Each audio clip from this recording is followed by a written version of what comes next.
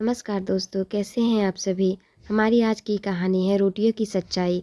प्रभा जी की बहू प्रिया की शादी को हुए पूरे 6 महीने हो गए हैं।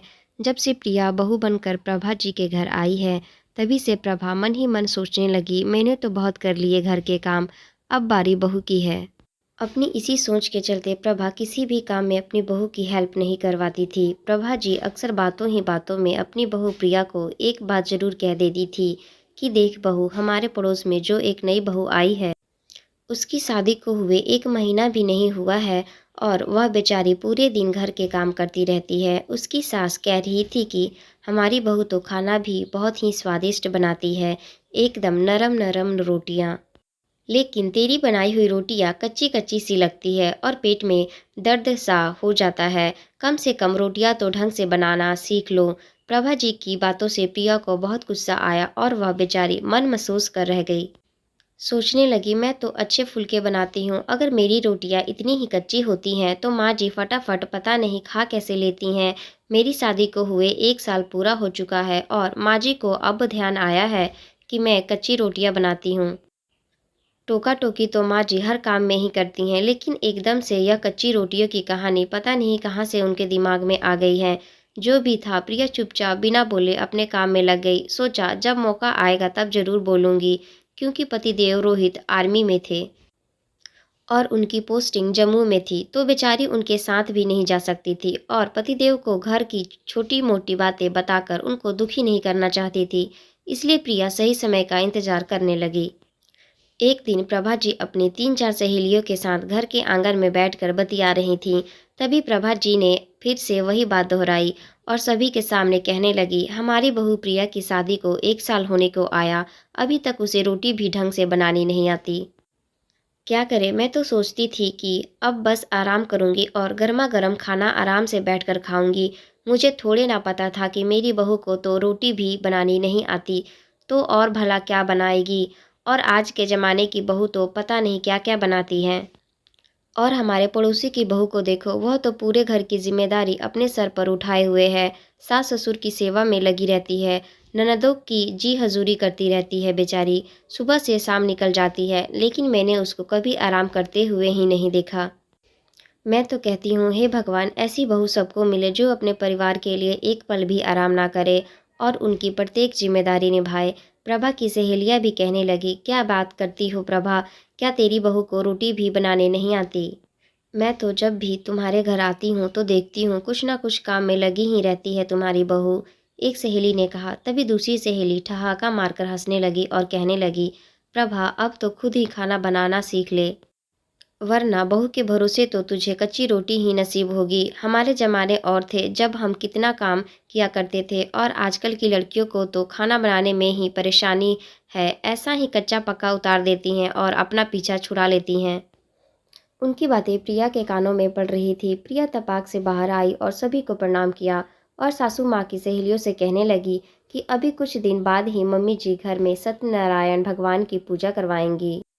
तो मम्मी जी मुझसे कह रही थी कि मैं अपनी सभी सहेलियों को खाने पर बुलाऊंगी, और मम्मी जी मुझसे पूछ भी रही थी, बहू क्या बोलती हो तुम, अगर तुम खाना बना सको तो सभी को बोल दूं। तो मैंने भी बोल दिया कि मम्मी जी क्यों नहीं, आप अपनी सभी सहेलियों को खुशी से आमंत्रित कीजिए, मैं उनके खाने पीने में और उनकी पसंद की चीज़ें बनाने में कोई कसर ना छोड़ूंगी। प्रभा जी के तो होश उड़ गए और वो सोचने लगी, मैंने सहेलियों को आमंत्रित करने के लिए तो नहीं कहा था। यह प्रिया बहू पता नहीं इनको क्यों आमंत्रित कर रही है, क्या चल रहा है बहू के दिमाग में, क्या घर के रिश्तेदार कम होंगे। खैर, जो भी है, अब बहू ने बोल दिया है तो अब तो बुलाना ही पड़ेगा, नहीं तो ये सब मुझसे नाराज़ हो जाएंगी। और सभी ठहाका मारते हुए कहने लगी, तो प्रभा मिलते हैं सत्यनारायण भगवान की पूजा में। भाई हम तो भरपेट खाना खा कर जाएंगे, बहू कुछ अच्छा सा स्वादिष्ट बनाना। ठीक है, हम चलते हैं। अब तुम्हारी पूजा पर ही मिलेंगे, क्योंकि 3-4 दिन बाद ही पूर्णिमा आने वाली है। उनके जाने के बाद प्रभा जी कहने लगी, बहू क्या ज़रूरत थी उनको बुलाने की, घर में पहले से ही इतने मेहमान आएंगे। तभी प्रिया कहने लगी, मम्मी जी क्या हुआ है, तो ये सभी आपकी सहेलियां ही और घर भी आती जाती रहती हैं, और वैसे भी खाना तो मुझे ही बनाना है, तो मैं बना लूँगी, मुझे कोई परेशानी नहीं है। प्रिया भी मन ही मन सोच रही थी। कि आपने जिन सहेलियों के सामने मेरी बुराई की थी ना, उनको भी पता चलना चाहिए कि कौन सच्चा है और कौन झूठा। पूर्णिमा आई, प्रभा जी के घर सत्यनारायण की कथा करवाई गई। प्रिया ने खूब अच्छा खाना सभी के लिए बनाया और सभी सहेलियों ने भरपेट खाया। वे तारीफ करती हुई सभी के सामने कहने लगी, अरे प्रभा, माफ़ करना, तुम तो बोलती थी कि तुम्हारी बहू कच्ची पक्की रोटियां बनाती है। इतने नरम नरम फुलके तो हमारी बहू ने भी हमें आज तक बनाकर नहीं खिलाए, और इतनी स्वादिष्ट सब्जी है। मूंग का हलवा तो क्या कमाल बनाया है कि कहना ही क्या। कमाल कर दिया प्रिया बहू ने तो। कच्ची रोटियां बनाने वाली बहू इतनी जल्दी कैसे मास्टर शेफ बन गई, और वो भी 50 लोगों का खाना एक साथ बनाया, फिर भी हर चीज़ लाजवाब। हमें तो यही लग रहा है कि तुम झूठ बोल रही थी प्रभा। इतना सुनते ही बहू उनके पास आकर कहने लगी, माफ़ करना, मुझे लगता है आप सभी को मम्मी जी की झूठी बातों का जवाब मिल गया है।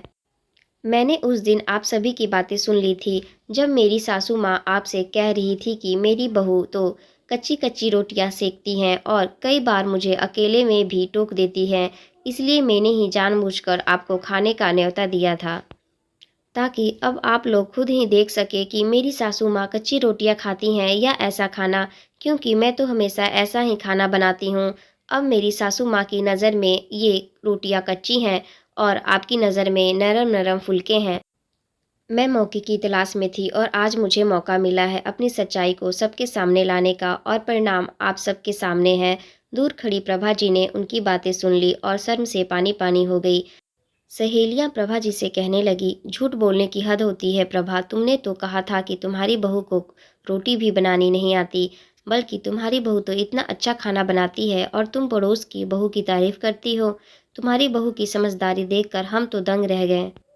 प्रिया बहू अच्छा खाना बनाने के साथ साथ समझदार भी है, नहीं तो उसी दिन हमारे सामने ही तुम्हारे साथ खूब बहस करती।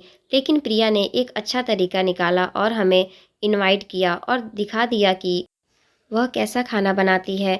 प्रभा जी को उनकी सभी सहेलियों ने खूब खरी खोटी सुनाई और प्रभा जी को काटो तो खून नहीं वैसी हालत हो गई, और अपने ही झूठ की वजह से वे शर्मसार हुई। चैनल को सब्सक्राइब करना ना भूलें। आप सभी का धन्यवाद।